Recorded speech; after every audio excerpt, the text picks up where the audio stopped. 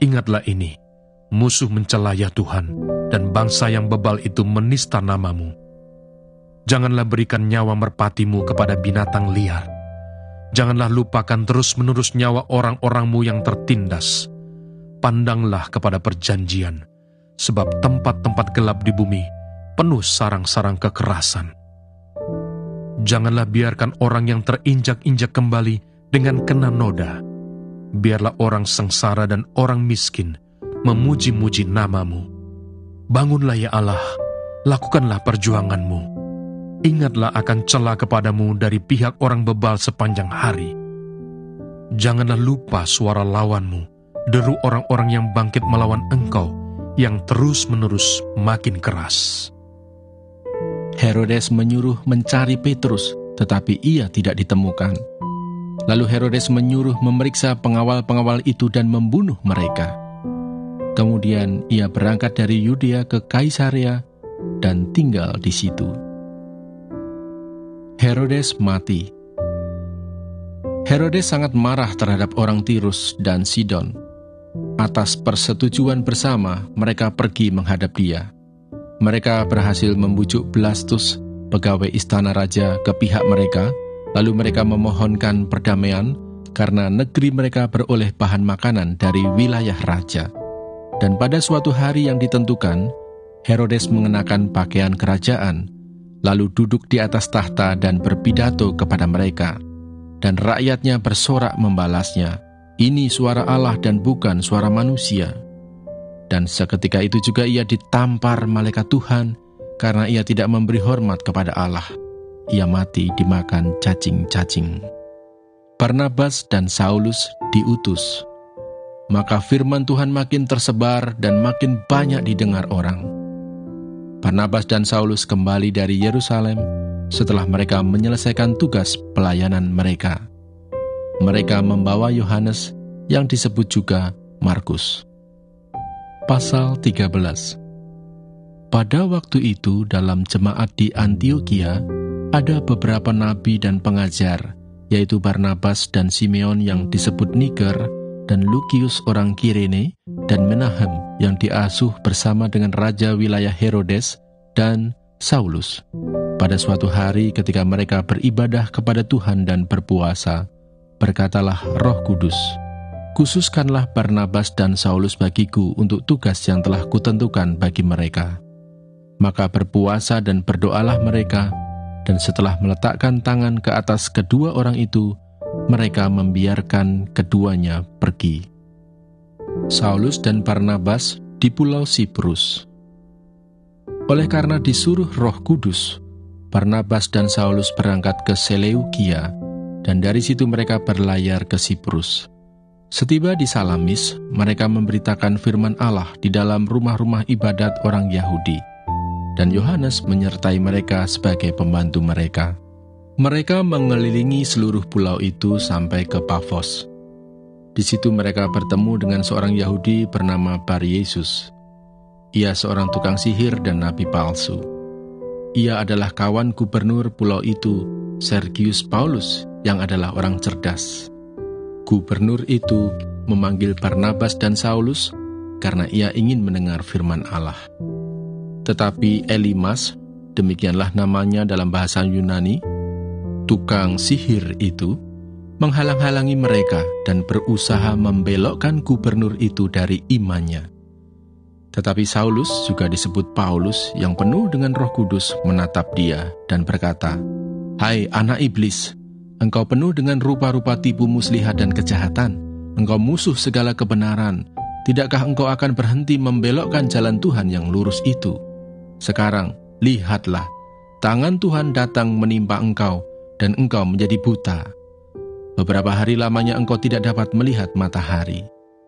Dan seketika itu juga orang itu merasa diliputi kabut dan gelap, dan sambil meraba-raba, ia harus mencari orang untuk menuntun dia. Melihat apa yang telah terjadi itu, percayalah gubernur itu, ia takjub oleh ajaran Tuhan. Pada waktu itu masuklah 2 orang perempuan sundal menghadap raja. Lalu mereka berdiri di depannya. Kata perempuan yang satu, "Ya Tuanku, aku dan perempuan ini diam dalam satu rumah, dan aku melahirkan anak pada waktu dia ada di rumah itu. Kemudian pada hari ketiga sesudah aku, perempuan ini pun melahirkan anak. Kami sendirian, tidak ada orang luar bersama-sama kami dalam rumah. Hanya kami berdua saja dalam rumah. Pada waktu malam anak perempuan ini mati karena ia menidurinya. Pada waktu tengah malam ia bangun, lalu mengambil anakku dari sampingku. Sementara hamba-Mu ini tidur, dibaringkannya anakku itu di pangkuannya, sedang anaknya yang mati itu dibaringkannya di pangkuanku. Ketika aku bangun pada waktu pagi untuk menyusui anakku, tampaklah anak itu sudah mati.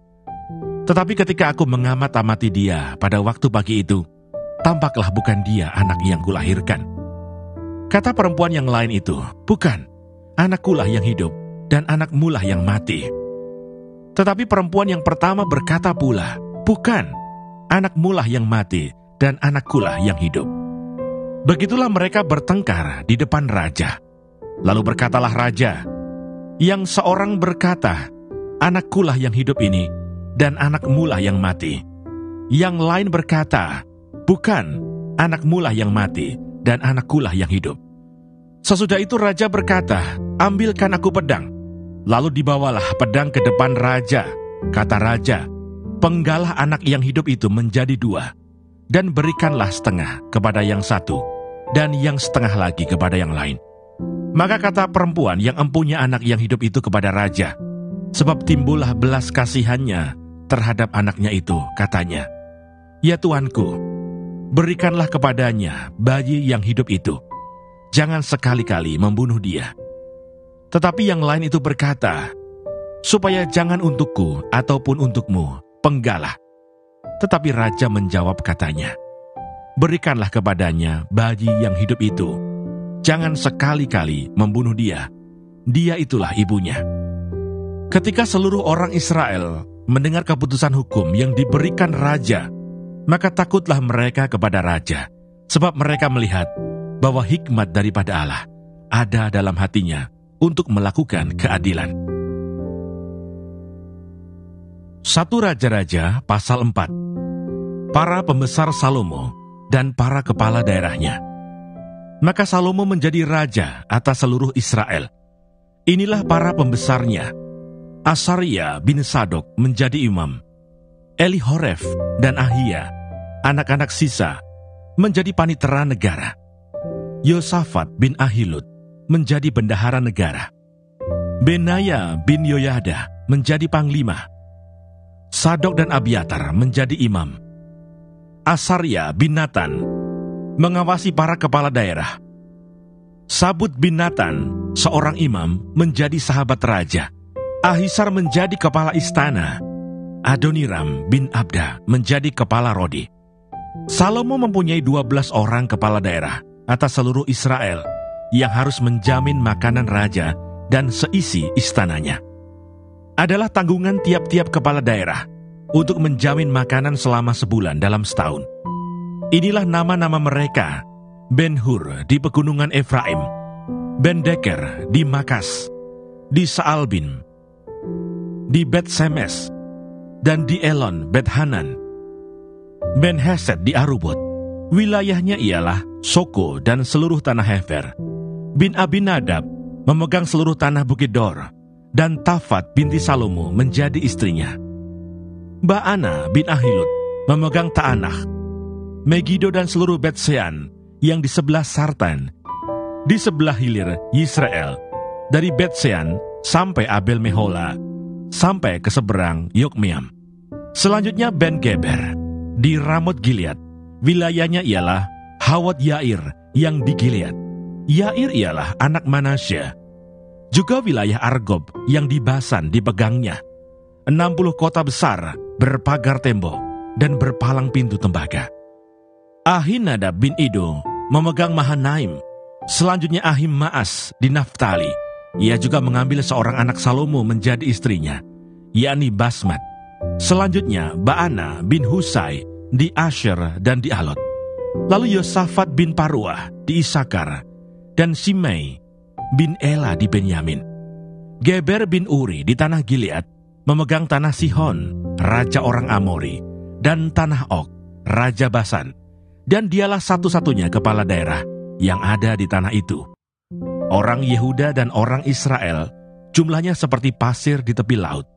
Mereka makan dan minum serta bersukaria. Kebesaran Salomo. Maka Salomo berkuasa atas segala kerajaan, mulai dari sungai Efrat sampai negeri orang Filistin, dan sampai ke tapal batas Mesir. Mereka menyampaikan upeti dan tetap takluk kepada Salomo seumur hidupnya. Adapun persediaan makanan yang diperlukan Salomo untuk sehari ialah 30 kor tepung yang terbaik dan 60 kor tepung biasa, 10 ekor lembu gemukan dan 20 lembu gembalaan dan 100 ekor domba, belum terhitung rusa, kijang, rusa dandi, dan gangsa piaraan, sebab ia berkuasa atas seluruh tanah di sebelah sini sungai Efrat, mulai dari Tifsah sampai ke Gaza, dan atas semua raja di sebelah sini sungai Efrat. Ia dikaruniai damai di seluruh negerinya, sehingga orang Yehuda dan orang Israel diam dengan tenteram, masing-masing di bawah pohon anggur dan pohon aranya, dari Dan sampai Berseba, seumur hidup Salomo. Lagi pula Salomo mempunyai kuda 40.000 kandang untuk kereta-keretanya, dan 12.000 orang berkuda. Dan para kepala daerah itu menjamin makanan Raja Salomo, serta semua orang yang ikut makan dari meja Raja Salomo. Mereka membawanya masing-masing dalam bulan gilirannya, dengan tidak mengurangi sesuatu apapun. Jelai dan jerami untuk kuda-kuda biasa dan kuda-kuda teji dibawa mereka ke tempat yang semestinya, masing-masing menurut tanggungannya. Dan Allah memberikan kepada Salomo hikmat dan pengertian yang amat besar, serta akal yang luas, seperti daratan pasir di tepi laut, sehingga hikmat Salomo melebihi hikmat segala Bani Timur dan melebihi segala hikmat orang Mesir. Ia lebih bijaksana daripada semua orang, daripada Etan, orang Israhi itu, dan daripada Heman, Kalkol, dan Darda, anak-anak Mahol. Sebab itu ia mendapat nama di antara segala bangsa sekelilingnya. Ia menggubah 3.000 amsal, dan nyanyiannya ada 1.005. Ia bersajak tentang pohon-pohonan, dari pohon aras yang di gunung Libanon, sampai kepada hisop yang tumbuh pada dinding batu. Ia berbicara juga tentang hewan, dan tentang burung-burung, dan tentang binatang melata, dan tentang ikan-ikan. Maka datanglah orang dari segala bangsa mendengarkan hikmat Salomo, dan ia menerima upeti dari semua raja-raja di bumi yang telah mendengar tentang hikmatnya itu. 1 Raja-Raja pasal 5. Persiapan-persiapan untuk mendirikan bait suci.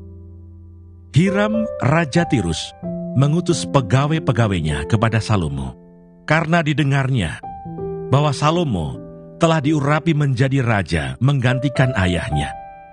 Sebab Hiram senantiasa bersahabat dengan Daud.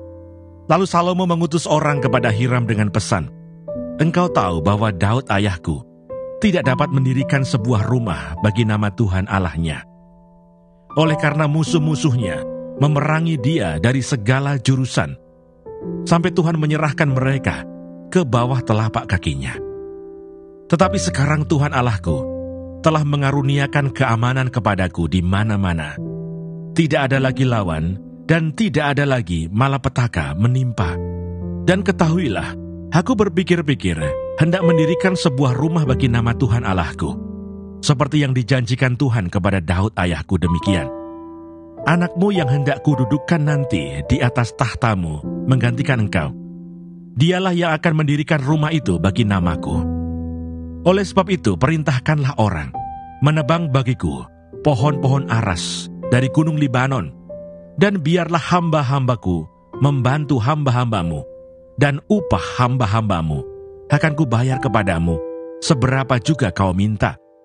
Sebab engkau tahu bahwa di antara kami tidak ada seorang pun yang pandai menebang pohon, sama seperti orang Sidon." Maka segera sesudah Hiram mendengar pesan dari Salomo itu, ia sangat bersukacita serta berkata, "Terpujilah Tuhan pada hari ini, karena Ia telah memberikan kepada Daud seorang anak yang bijaksana untuk mengepalai bangsa yang besar ini."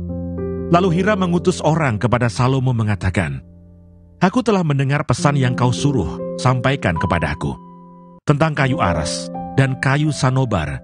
Aku akan melakukan segala yang kau kehendaki. Hamba-hambaku akan membawanya turun dari gunung Libanon ke laut, dan aku akan mengikatnya menjadi rakit-rakit di laut, untuk dibawa sampai ke tempat yang akan kau tunjukkan kepadaku. Kemudian akan kusuruh bongkar semuanya di sana, sehingga engkau dapat mengangkutnya. Sementara itu engkau hendaknya menyediakan makanan bagi seisi istanaku seberapa yang ku kehendaki." Demikianlah Hiram memberikan kayu aras dan kayu sanobar kepada Salomo seberapa yang dikehendakinya. Lalu Salomo memberikan kepada Hiram 20.000 kor gandum, bahan makanan bagi seisi istananya, dan 20 kor minyak tumbuk. Demikianlah diberikan Salomo kepada Hiram tahun demi tahun. Dan Tuhan memberikan hikmat kepada Salomo seperti yang dijanjikannya kepadanya. Maka damai pun ada antara Hiram dan Salomo. Lalu mereka berdua mengadakan perjanjian. Raja Salomo mengerahkan orang Rodi dari antara seluruh Israel. Maka orang Rodi itu ada 30.000 orang. Ia menyuruh mereka ke gunung Libanon, 10.000 orang dalam sebulan berganti-ganti.